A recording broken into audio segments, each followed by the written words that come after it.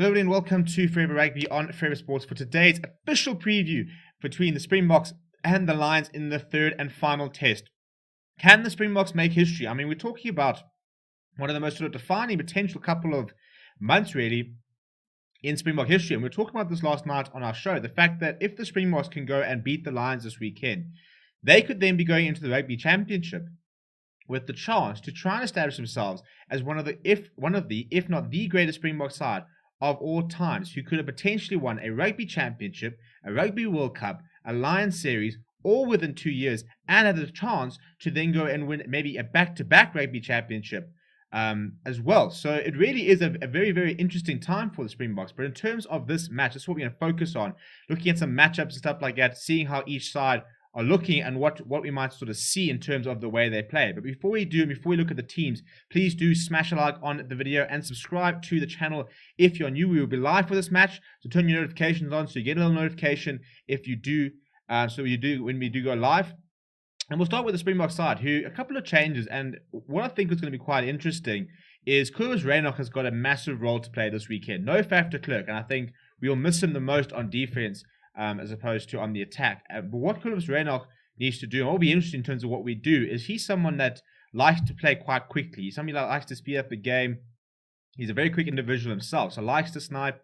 Probably has a better kicking game than Herschel Yankees, but I think they're both quite different to Faf de Klerk, who has sort of adjusted and sort of had to sort of bring some new parts to his game in terms of slowing down things on the attack, but it's on his defense where he really sort of shines. So what will be quite interesting is to sort of see how Kobus Reinach adapts and the sort of game we see from him. Another person who has to have a big game is Franco Master on the flank, and he's filling in for the former World Player of the Year in Peace the Toy. So he's got a huge job on Saturday. I don't think he'll be. I think he'll be right. I think he's a class player, is Franco Master, so I don't think we need to worry about him. But some big question marks over the likes of Luat Diago, whether he'll be able to last a full. He won't be able to last full 80, I don't think. But how long can he give us? And if he's playing well, can he maybe give us a full 80 if he really sort of gets going? In terms of the backline, Andre Pollard has got a replacement this time, so he's got a little bit of less pressure, I suppose. But he's been leaving 5 points out there every time, and this weekend it could be the finest of margins. So we cannot afford to have an off day with the tee. I thought he was much better yesterday with last week with ball in hand, and controlled the game quite nicely. But still, goal kicking was a little bit of an issue. That front row was pretty solid last weekend. We'll need the same from them, and we'll need another massive performance from Siya Kolisi, who I thought was absolutely terrific on the weekend. And then hopefully we'll see Mapimpi and Colby a little bit more with ball in hand. Mapimpi was very good with off-the-ball work. And then Damien Day-Lindy and Kanya just need to continue doing exactly what they're doing. Off the bench, it's not quite a bomb squad effect, but we could still have some big impacts on the likes of Marks, Inyakani, Koch, Van Staden, and Kwagga Smith. And I'm sure the plan will be to try and unload those players at sort of a similar sort of time, probably quite early in the second half. But the important thing this weekend is we can't really afford to have injuries because we are having to shift personnel as it is. But then we've got Herschel Yankees, Morné Steyn. Morné Steyn bringing a lot of composure, a lot of sort of class and experience, and very much sort of a BMT player. That's kind of what I think he's been brought in to do. Well, it's what Jacques Nienaber talked about, the fact that if it comes down to a drop goal or an 82nd minute penalty, there are few players better in the world to try and take responsibility on than Morné Steyn. And then David Willemse has earned a spot through sheer form. Once again, he still looks very good off the bench. No issues there. If we look at the Lions squad, quite a few changes. I think a bit of a change in the way we might see them play. Up front, Wyn Jones come in as well as Ken Owens. So the two Welsh players in there will partner Tyke Furlong, who's been pretty solid. I think maybe last week was under a little bit of pressure. I think people will be hoping for a response from him.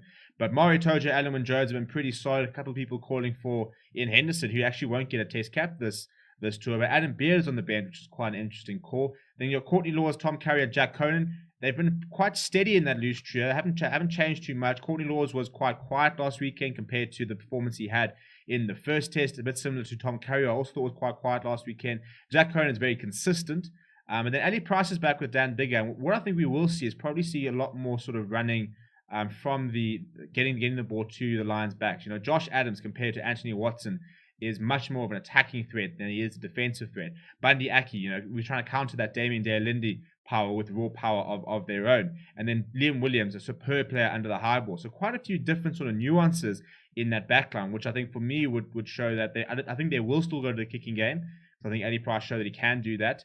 But there's also a lot of power in the likes of Bundy Aki. Very reliable under the high ball is Liam Williams. And a terrific finisher, Josh Adams. You don't want to give him any space. And then off the bench, Cowan Dickey, Vinopola Sinclair, it's fairly solid there. But Adam Beard and Sam Simmons are players who can bring a bit of pace and some good handling to the game as well. So I think when we sort of, as well as Finn Russell, I think the longer we go into the game, as the Lions bench starts unloading, I think they're bringing a lot of players on who are quite good in the loose. Luke Cowan Dickey's very good in the loose. Elliot Daly, Finn Russell, so I think that they'll probably try and throw things around a little bit more as the game progresses. If you look at some flair players coming off the bench, and a Simmons, a Beard, a Russell, even a Cowan Dickey to a certain degree, and then Elliot Daly, she's got that very reliable boot, a very big boot as well, which can come in handy towards the end of the game. I think discipline will be key in this game. It's all about which side can, who will blink first, who will be able to concede the least amount of penalties. Springboks conceding just one the entire second half last week, whereas the British and Irish Lions then conceded 8 in the final 20. So it all comes down to sort of the benches, really. I think this weekend will be another one where it will come down to the benches. Both these sides have a chance to try and write their names into the history books. Who will take it? I'm backing the Springboks by 10. Let me know what you think is going to happen down in the comments below. We'll see you live on Saturday. Should be really, really good fun. Smash like on the video, subscribe to the channel as well. My name is Steven. Thank you very much for watching, and I'll chat to you guys soon.